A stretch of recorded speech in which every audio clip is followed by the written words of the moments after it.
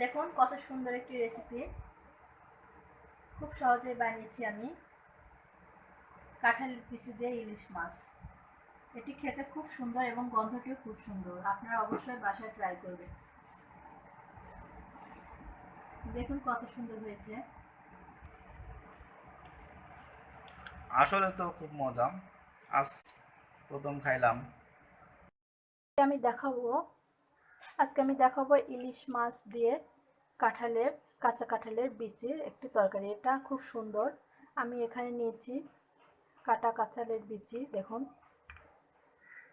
দেখুন কিভাবে আমি কেটে নিয়েছি, এবং নিয়েছি ইলিশ মাছ, নিয়েছি আদা বাটা, রসুন বাটা, নিয়েছি পেঁয়াজ বাটা, নিয়েছি পেঁয়াজ কুচি, পেঁয়াজ বাটা, জিরা বাটা, নিয়েছি তেজপাতা, সাদা ফল এবং দারচিনি, এবং আরডিএ প্রিমিয়াম ঘি।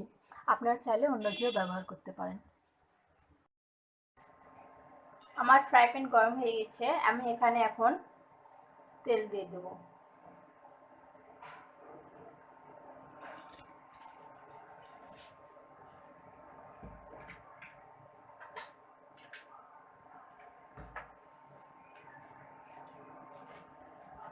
এর মধ্যে দিয়ে দেব কাঁঠালের বিচি।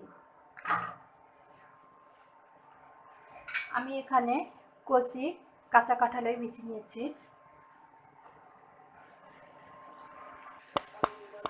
এখানে দেব হলুদের গুঁড়া এবং দেব লবণ।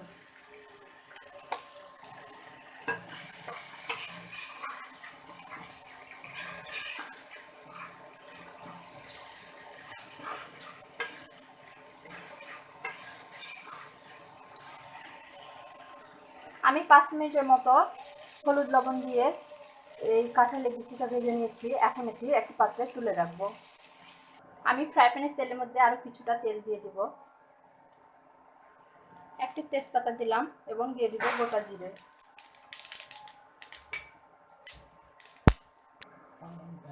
এর মধ্যে দিয়ে দিব 1 চামচ জিরা বাটা, 1 চামচ আদা বাটা,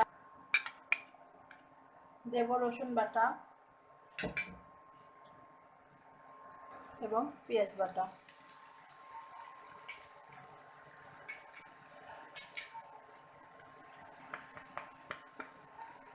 দেব 1 চামচ হলুদ এবং 2 চামচ শুকনো মরিচের গুঁড়া।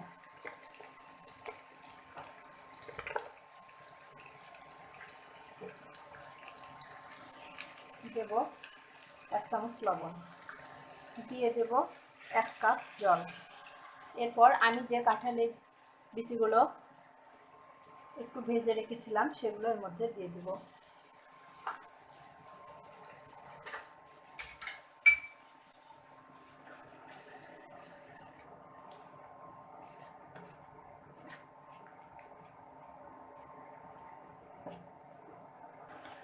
এখন এটি 6-7 মিনিটের মতো ঢাকনা দিয়ে ঢেকে রাখবো। 5 মিনিট হয়ে গেছে। এখন আমি ঢাকনাটা তুলে দেব।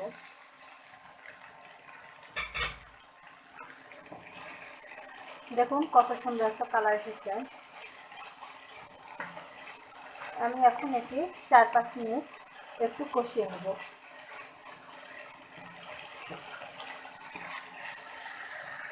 এখন এর মধ্যে দিয়ে দিব গোটা পোস্তদানা।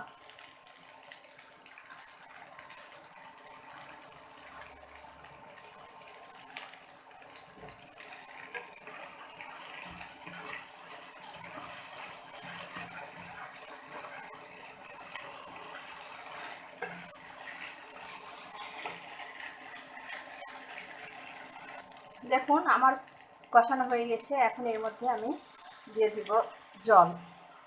আমি এখানে 1 কাপ জল দিলাম। 5 মিনিটের জন্য আবার ঢাকনা দিয়ে চেপে রাখবো। 5 মিনিট হয়ে গেছে। এখন ঢাকনাটা তুলব।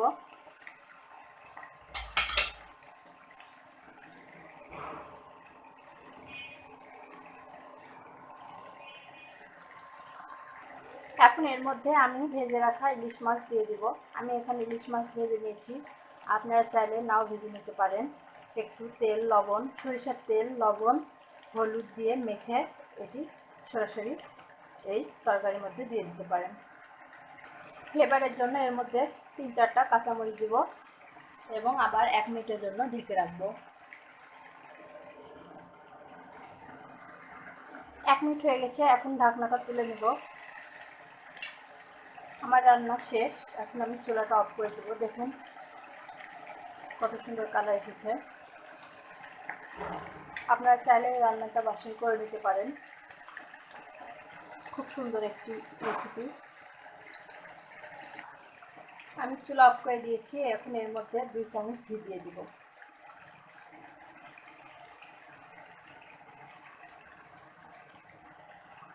আমি এখানে ঘি দিলাম। ঘি দেওয়ার পর খুব সুন্দর একটি সেন্ট বের হয়েছে। আপনারা অবশ্যই এই রান্নাটিতে ঘি ব্যবহার করবেন, তা না হলে কিন্তু স্বাদটা অন্যরকম লাগবে।